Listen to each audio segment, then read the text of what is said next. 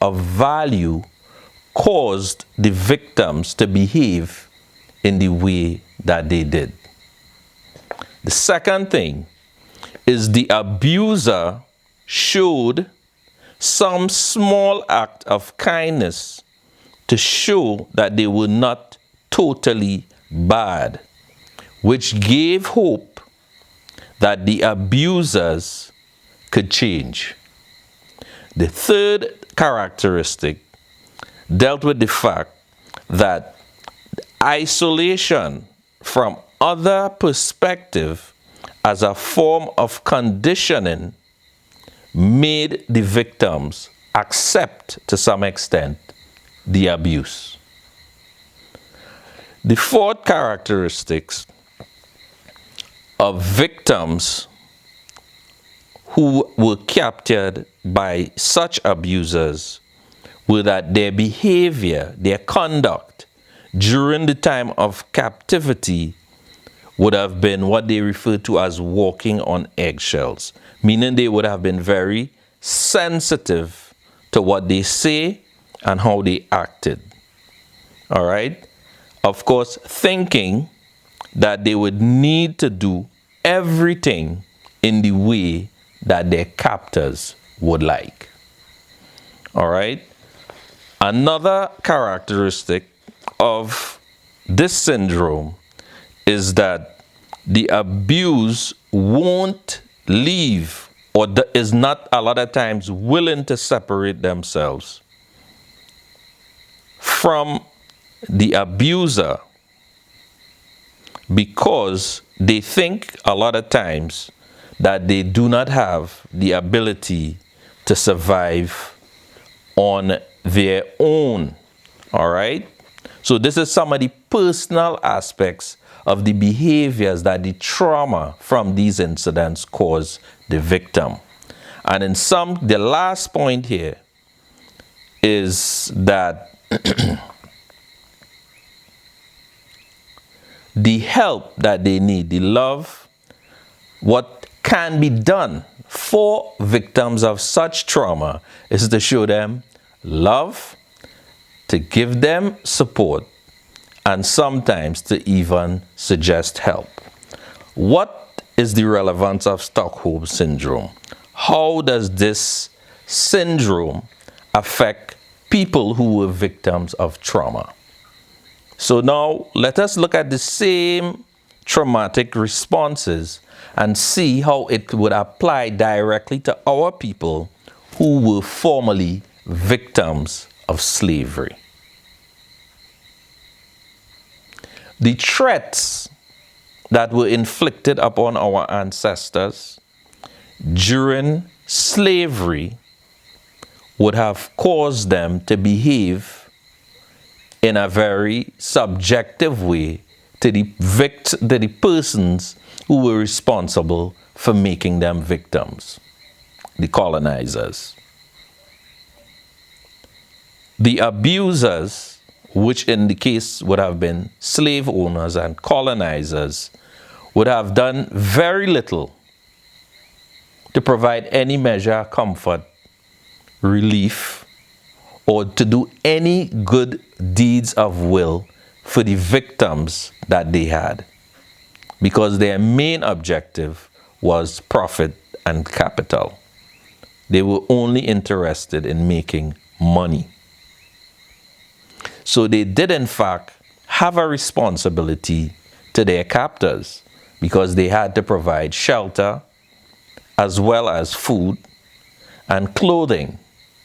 And to the victims, these things, our ancestors considered these things to be favorable, and they considered it to be a goodwill act on the part of the slave masters because of how their minds were conditioned. All right? Now, in terms of the third point, there would have been isolation to a great extent because of the conditioning and because of the fact that the individuals who had a desire to be autonomous, individuals who had a desire to be free, individuals who had a desire to live as a human being were often set aside and punished. So they were isolated from the general slave population so that the colonizers could have gained better control over the slaves.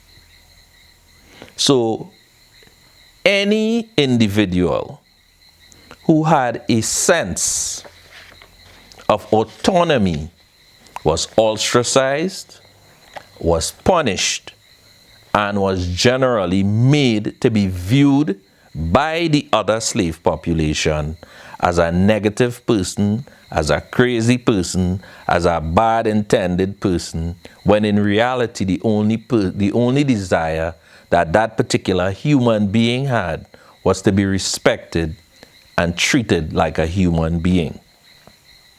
Now, on the issue of walking on eggshells, of course, the general slave population would have tried to behave in a way that was always pleasing to their masters and to their oppressors.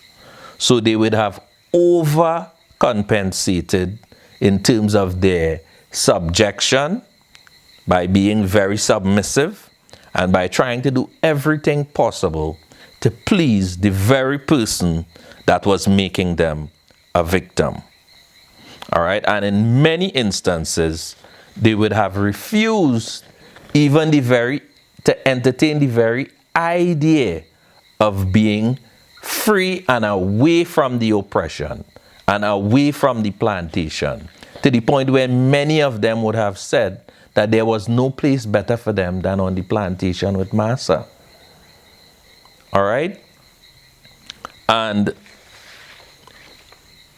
the only thing that one would do, now that we are free from that type of environment, as far as the physical conditions are concerned, persons suffering from that type of trauma, generally, there is very little you could actually tell them.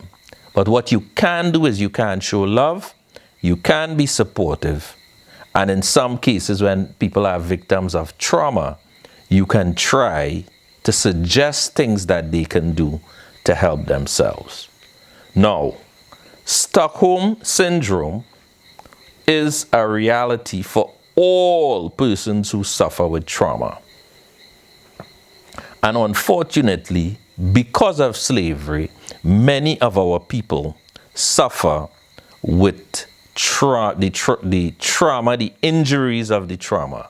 Now, we may say, no, this didn't happen to us, it does not apply to us.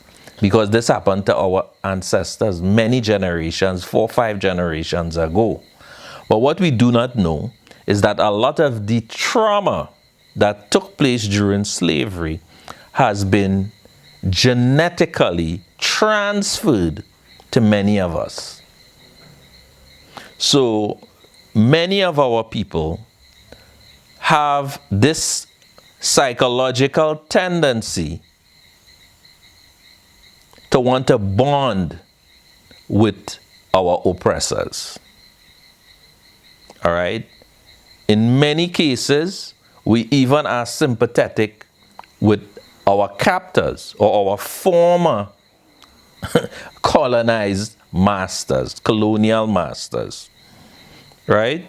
So, because of the trauma, because of what we have inherited, genetically, there is something that causes a lot of our people to have this same syndrome that causes them to always want to have a master over them, to always have somebody to tell them what to do, to always have somebody who could threaten to take something from them, or to reward them or to punish them.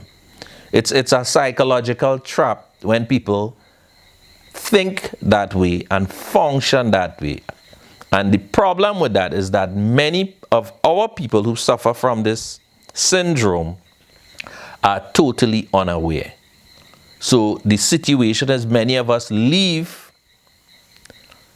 one condition where we are being oppressed, and because of the traumatic effect of that, the behavior has been translated into social behavior. So we inherit these things not just genetically, but in terms also of behavior. So a lot of our people continuously go looking for somebody to be a master over them, to guide them, to tell them what to do. So they always tend to be always seeking the approval from those who they consider in their mind to be superior to themselves. They do not at any point view themselves as being on equal footing with others. They tend to see themselves as lower. And they want to always have a figure that they must look up to. Right? But by not viewing oneself as being on equal footing, one tends to always view oneself as not being capable, as not being good enough, and always seeking to identify with someone else other than themselves. Always having to prove themselves as a representative and never as an individual. What we mean by that? A lot of situations, circumstances that people find themselves in,